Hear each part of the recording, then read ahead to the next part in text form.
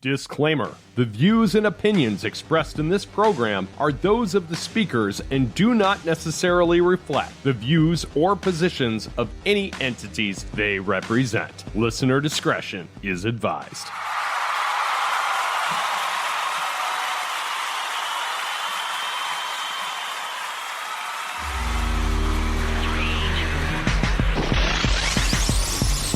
One of my most favorite things about doing this podcast is no matter what a person's walk of life, whether they're a comedian, a fighter, a musician, what have you, everybody has a philosophical point of view that is unique to them. In the midst of these conversations, respect is earned and relationships are formed, and this is no exception to the rule. On today's episode of the podcast, I welcome back stand-up comic Terrance Gawith. He and another friend of the show, Lavetti Vegas, have a show on YouTube called Food and Laughter, and I really enjoyed getting philosophical with my friend Terrance. Ladies and gentlemen, this is Caught on the Mic.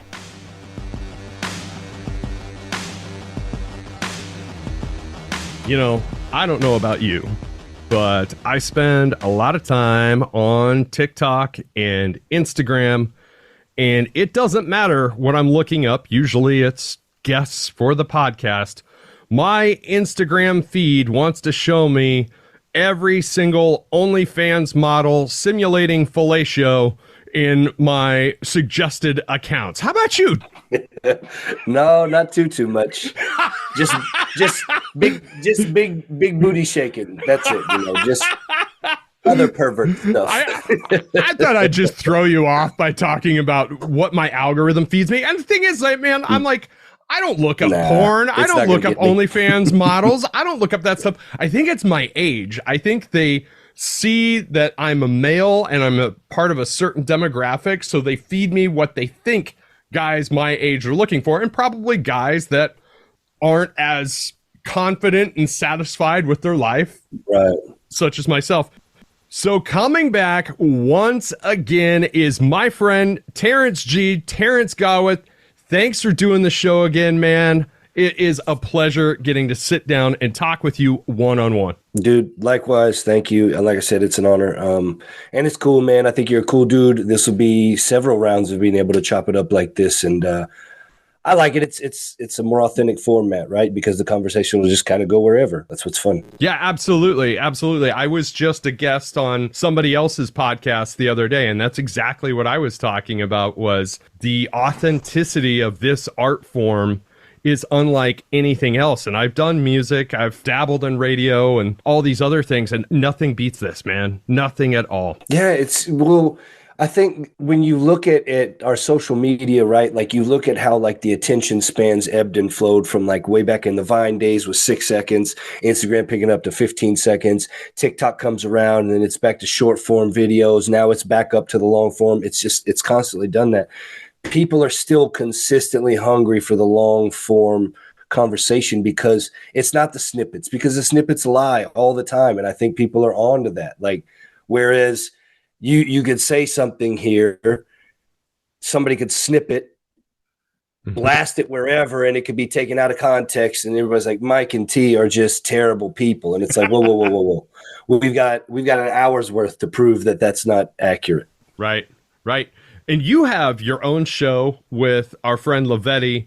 You guys do Food and Laughter. Have you guys ever talked about the idea of maybe taking that to a podcast form and maybe extracting the audio and putting it on the podcast platforms? Yeah, we've definitely talked about it. But right now it's been kind of that early grind of making sure we get enough traction, making sure that, you know, people want to be on the show, people want to watch the show, and kind of get that before we want to expand elsewhere, because I care about the quality of the product now, right? Like, I don't want to expand a mediocre product as far as it can go and then just fizzle out because it's mediocre. I'd rather, you know, bake the full recipe as much as possible, right? Like, and in some instances, right, like that doesn't need to contrast it. Like, no, you're not always going to have everything, so you do need to dive in. But I don't think that's one of those situations, right? Like, Brother, I mean, I think we talked about this when I was a guest on your show. You know, I think it was you that brought that question to me, why I haven't brought Caught on the Mic to video form yet, because it's the same thing. I want to make sure the recipe is perfect.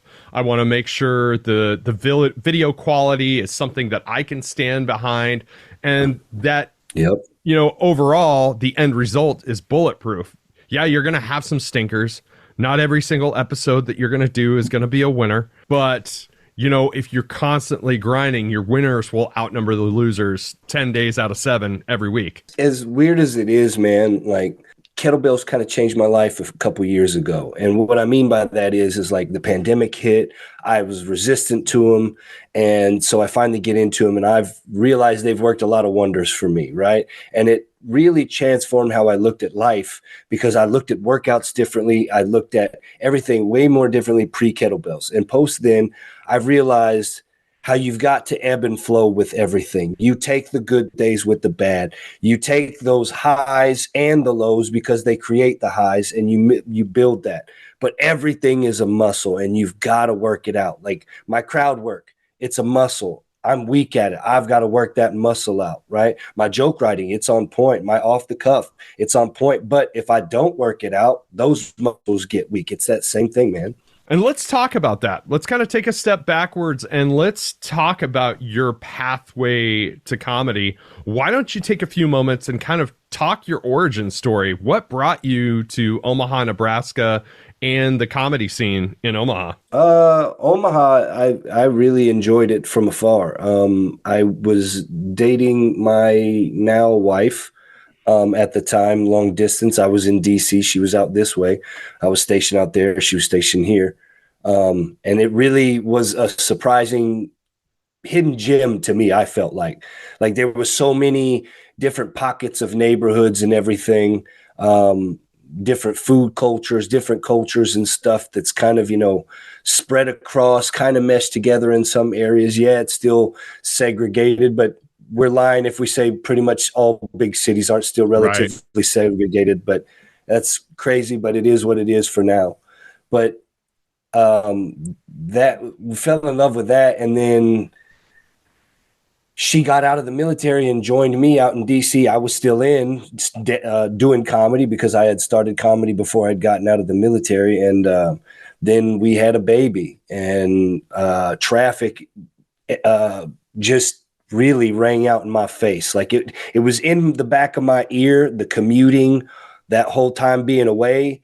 But when I had a kid, it was like, yo, time means something. Like it never meant something to me until I had a kid. Like I didn't care about if I died tomorrow. It's like, hey, I've got a great life insurance policy, love. Like we're good to go, right? Like, but with kids, I'm like, no, like I got to be there for them, to guide them as long as I possibly can, like, you know. And so that drove the decision to come out this way.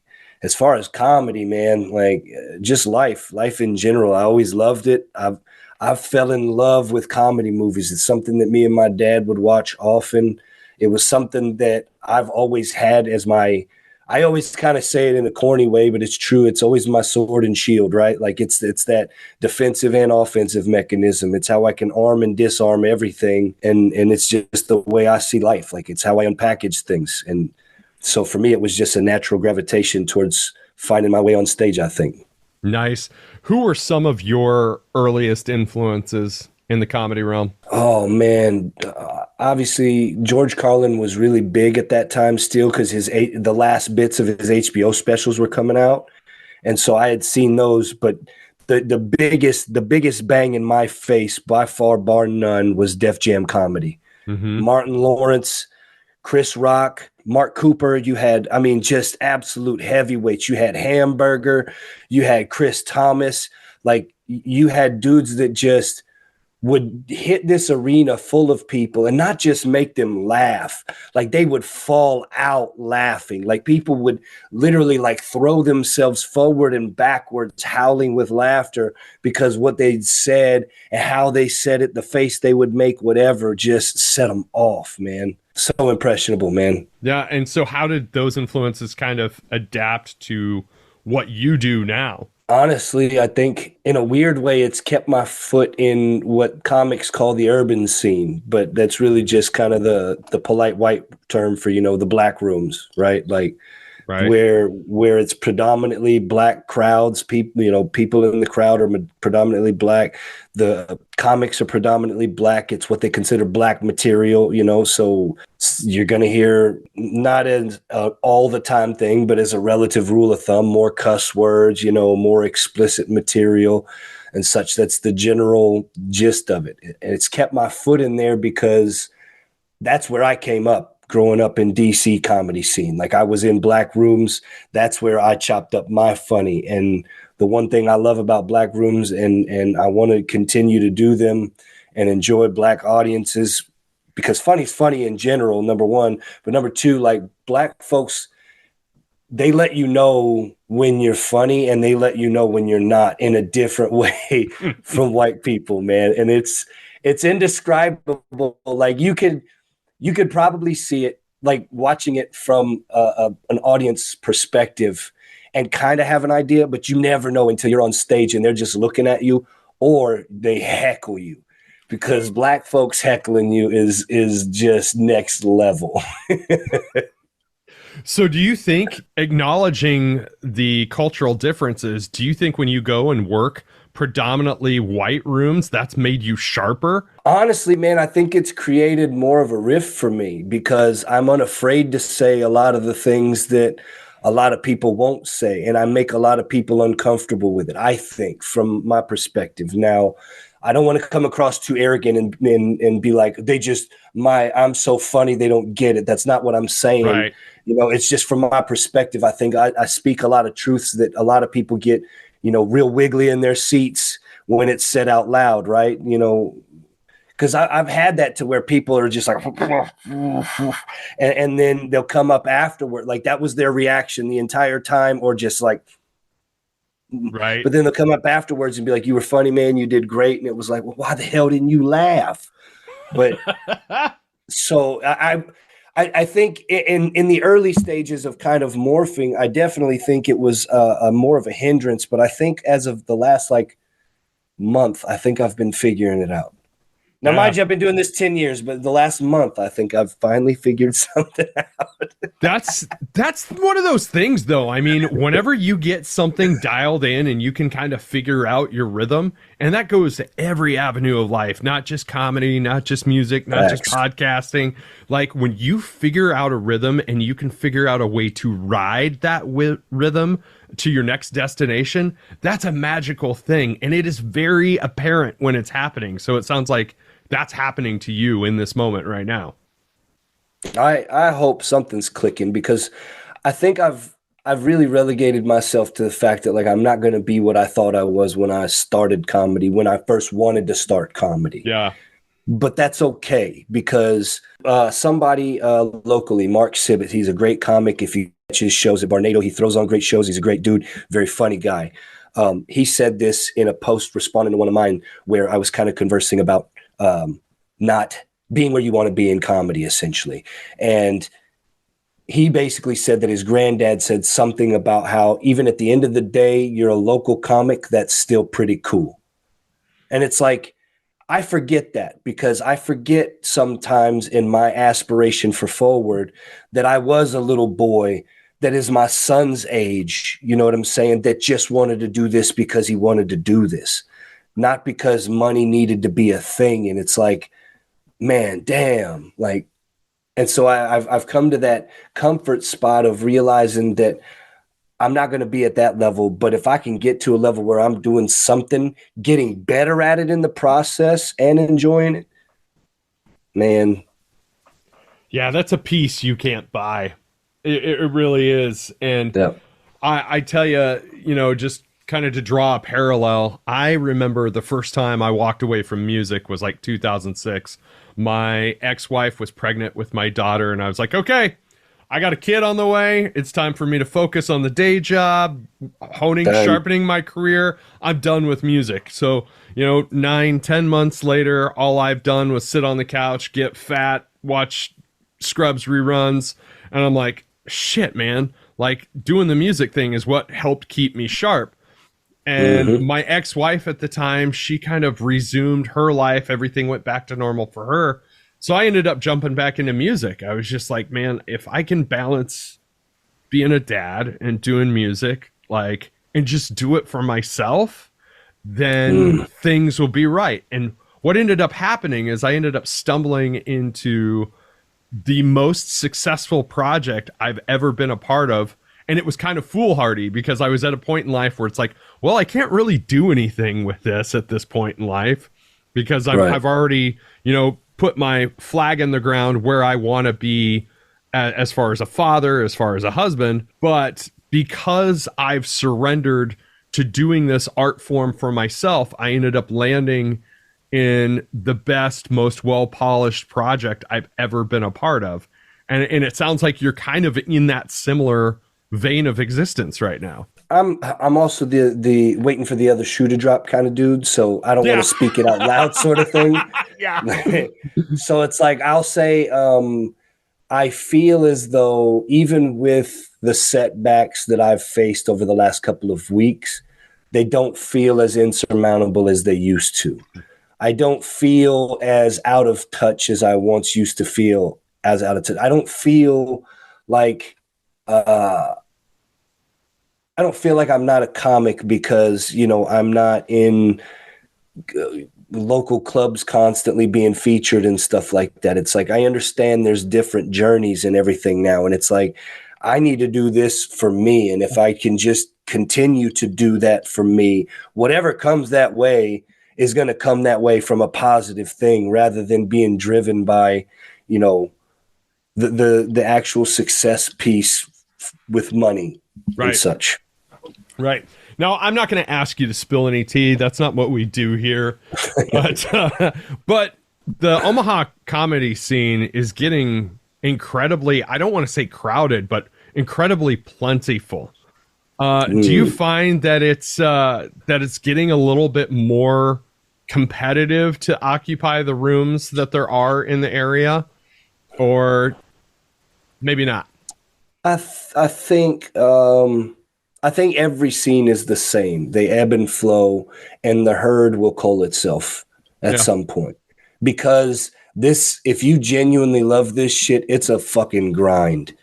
It is, and if you're genuinely trying to be booked, it's a fucking grind. Like I know that a lot of people would say different, but you're not a comic if you're just doing the same shows at the same venues on a rotational basis. You are a local performer that does well in the art. And I say that as somebody that did that thing. Like, I would have been bitter had somebody said this around me because somebody did say it around me and I was bitter about it, but they were right. Like, I was just doing local shows that I was hot shit because I was getting booked left, right, and up, down, A, B, down, C, start, select, all of that, right? Right. But it didn't matter because it was friends, and friends of friends. That's not doing comedy.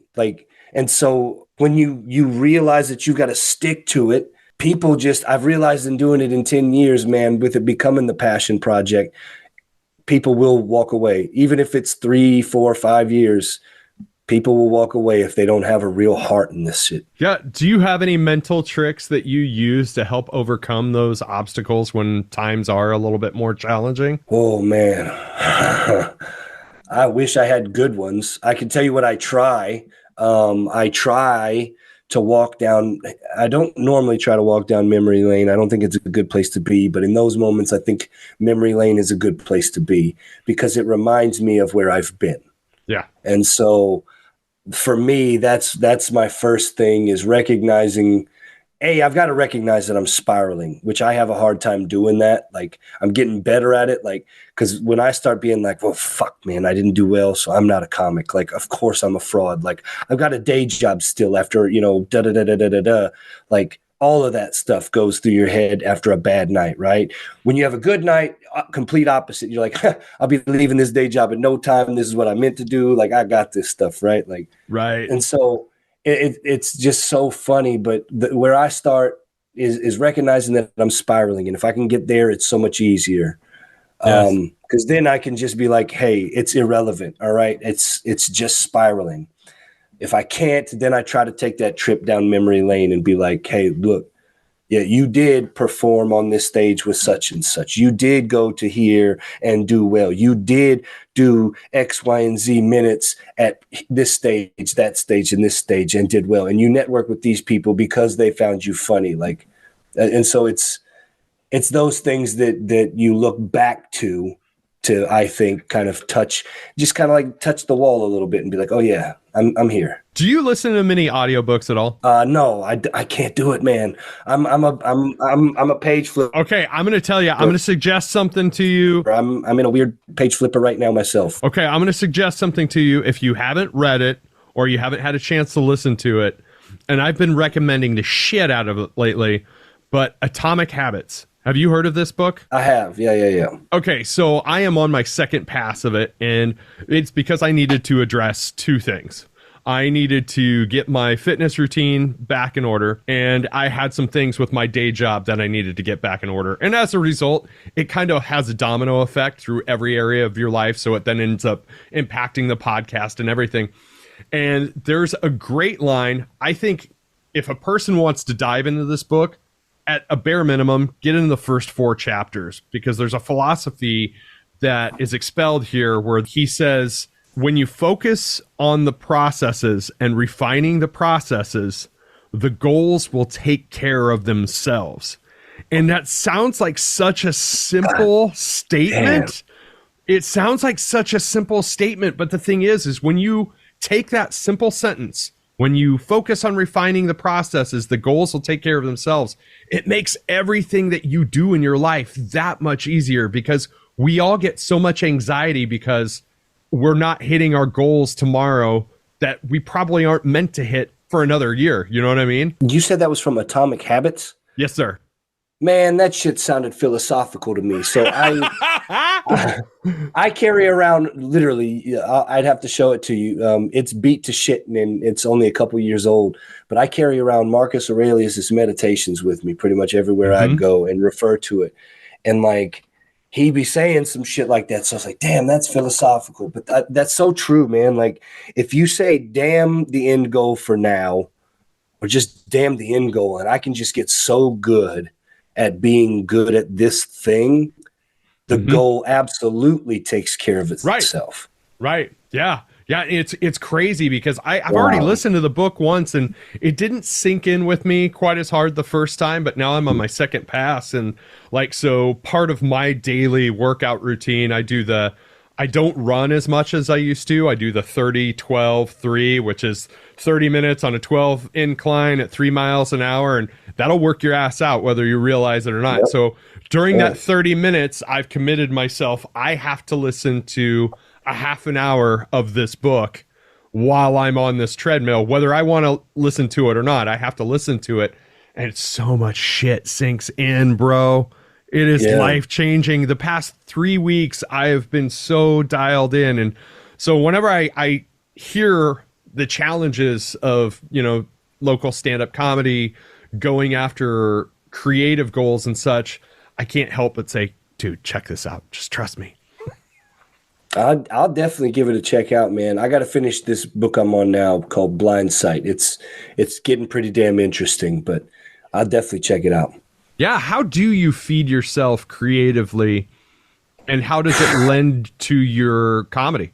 It's funny you asked me that, because I feel like philosophically I've been asking myself the same question. Like, because I know I'm a storyteller, right? Like, when I am funny around friends and people that I know, like, I tell stories.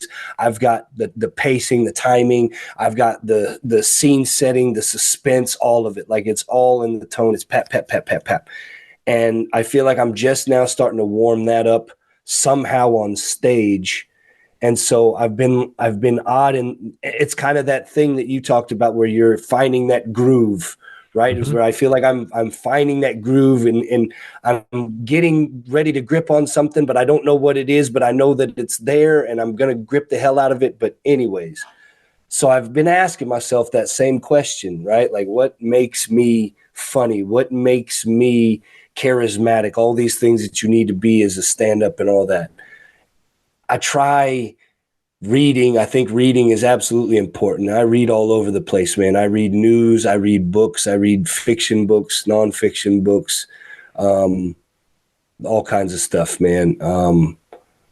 I really like to work with my hands. Like, if I can build something over the weekend, I feel like a man. I want to light something on fire, cook a beast, and, like burn something down. Like, hell yeah. Something like that. But yeah, it's kind of all over the place. And I feel like I've been trying to hone in on that one thing, but maybe it's not that one thing. Maybe it's just that living life thing that I've been kind of avoiding to chase comedy. So maybe. With so many of your influences being urban comics and that style of comedy being so situational observation, are there things that occur in your day-to-day life that you find sneak their way into your act that, maybe you've questioned from time to time? Should I drop this joke or not? Oh yeah, there's been a few, man. Like especially when it comes to anything that's like the wife stuff and it's like I've got to make sure it's fucking funny, Right. And it's like like the kind of funny where like she has no choice but to laugh. Like literally as soon as I drop the line, she's like like she has the reaction because she and you'll see it in her face sometimes where it's like and it's like, oh shit, like it was good. It was good. But it struck a nerve, right? But right. and so you have that sort of thing. But I think that's comedy in general, right? Because it's all that delivery piece and whatnot. So it's yeah. It's fun. So you and Lavetti have been doing a lot of shows together, going out of town. What does that look like the past couple of months? Oh man, it was going great. We were feeling great, riding that high, being like, look, man, we're doing this, we're doing work in these towns, and these people are enjoying us. We're taking pictures, we're signing titties and slapping babies, like it's crazy. Like no, we're doing well, right? And so we're feeling good. And then fucking Des Moines happened, man. I genuinely, I will publicly apologize to the people of Peachtree Brewing that night in February. I don't know what it was. I don't know if I did something to upset you or what, but boy, my entire 15 minutes, Mike, 15 minutes, I maybe got a minute of laughter.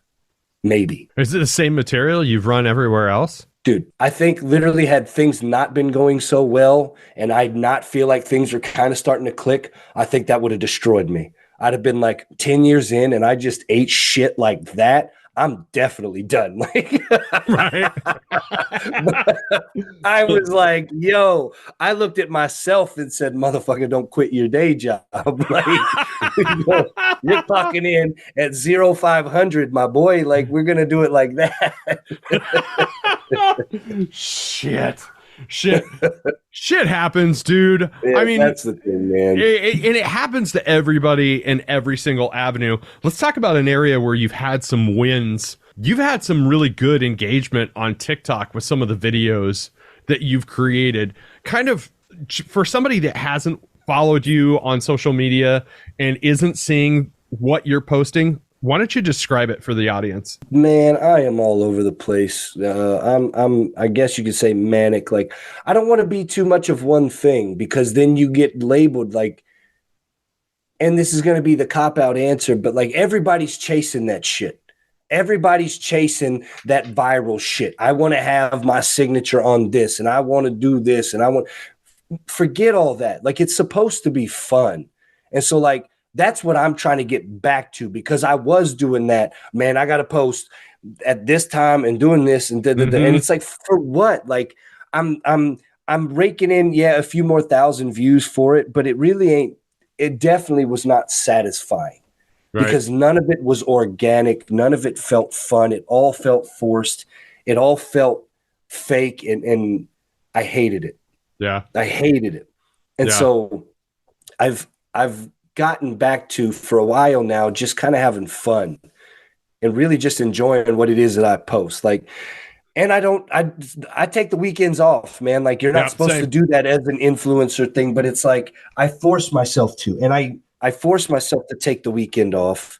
It is toxic. It's toxic for me because I see all the time just people's highlights all the time, and I know it's not like that. Like, I know it's not like that, but I don't need to see that stuff, especially at times when I feel like I'm not doing as great as I want to be doing in life. Like, so I take the time off and I just kind of recharge with that stuff and keep it moving. I get that. I get that. I know I was in a rhythm for a long time, and so I still slip in and out of that rhythm where on a Sunday afternoon, I will try and record 5 1 to 3 minute videos and then disperse them out Monday through Friday. But I do the same exact thing.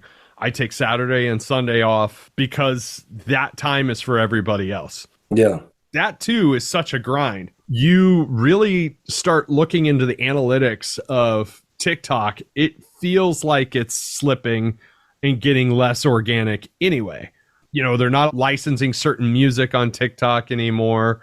Big name creators from just even as little as a year ago aren't getting as many views or any interactions. TikTok, in their own documentation, said that they suppress the content of people that they don't deem attractive. I shit you not. Their own Yep. documentation says that. And that hasn't always been the case because that was the app of the pandemic. So it's so funny because I feel like I talk out of both sides of my mouth. I'll have a band or somebody on the podcast. I'll be like, "Are you on TikTok?" And they're like, "No." And I'm like, "You better get on TikTok because that's where all the traffic is at." But at the same time, you kind of see what's happening for TikTok, and it's like, well, now I look like a dick. Yeah, but that's the thing that people don't realize. Like, we're so caught up in this fucking FOMO. I feel like everybody's so afraid to miss out on. Like, you see it with that goddamn Stanley Cup, right? Like, Yes. kids getting made fun of with that. Like, it's all FOMO. That's all this shit operates off of. To me, is FOMO. Is pressure the parents to cave to the kids because the kids are getting bombarded constantly with whatever, and so it's like I don't have that in me to give that much of a shit about fake stuff that doesn't matter to me in the long run. I refuse to put it in that stuff. Right. Yeah, totally. Yeah. So, not to contradict myself and take away from my philosophical comment about goals, but if you were to kind of look forward to a year from now, where do you see comedy taking you in the next year? Man, honestly, I think comedy is going to take me to being a better comedian. That's the low-hanging fruit, but that's the best answer, right? Like, that's what it's going to make me is the more I do it, the more I refine the jokes, the more I refine my humor and I find my style. And I think that's what I think it's going to give to me. It's going to give me the confidence, I think, to speak more authentically as me instead of relying on fictional scenarios I've made up in my head to land as jokes. Like, I can be that comic that's like, this was my life and my story, and here it is. I've always had kind of inklings of that within my act, but it hasn't really been as thorough and significant as it's been recently. Yeah. And so I see that growing in the next year. When I was on your show, Food and Laughter, which can be found on YouTube, ladies and gentlemen, make sure you search out Food and Laughter, based out of Omaha, Nebraska. But when I was on Food and Laughter, you and I kind of shared a moment where we had a kinship about how we view our legacy. Like, I was talking about this podcast and how I say, you know, this is something that my kids will be able to listen to later on down the road. No matter how famous a person I talk to, what have you, this is something my kids can listen to and learn a little bit more about me, and maybe their kids can listen to. How do you view things in terms of your legacy moving forward? It's a lot of that, right? Like, we take for granted the fact that we are the first generation to literally have the opportunity to document our lives so that our children can see that and so that they can reflect on that and genuinely say, you know what? I'm not alone in this thought. I'm not alone in this feeling, because if there's one thing, if you follow history at all, like I'm interested in history, I always have been, and you realize human behavior is literally just a repeated pattern of 10, 15 different behaviors over thousands of years. Like it's the same shit. We've just grown in population numbers. It's all of that. Like we're documenting that for our kids and they get to see all of this stuff. And so people take that stuff for granted. And I want to be able to take that in mind and incorporate that in comedy, incorporate that into like the DJing aspect that I'm kind of, dabbling in, and then just everything in general to be like, hey, look, these are the arts. And while science and math and everything matters, that stuff you can figure out OJT. Art is something that is just indescribably beautiful, and it's so unique. That lives on. Yes. I absolutely love that. And that brings me to my $1 million question that I ask everybody is, what's your advice for making the world a better place tomorrow than what it is today? I feel like I've been hearing it more recently, and it's something I've always tried to do since hearing it early on in the military. Assume noble intent. Assume noble intent. Like you got to assume people aren't out to get you. People have bad days. We talk about it all the time. You see it on TV all the time. Hey, we need to be a little more graceful. We need to be a little more giving. But then we get cut off outside of fucking Hy-Vee and we're like, you piece of shit. How could you do that? Right. You just did it. And it's like, no, it wasn't that, man. Assume noble intent. They didn't see you, or they thought they had the room, any myriad of things. Maybe they stopped. It just is what it is. Let go of the BS. Yes. So let everybody know where they can find you online, my friend. Oh, man. I'm pretty much at fake Terrance G everywhere. Super easy to find. My biggest viral video at almost 20 million views. You don't want to see it, I promise you. But if you do see it, it's pretty funny. But you can find me there or wherever. I'll be out and about.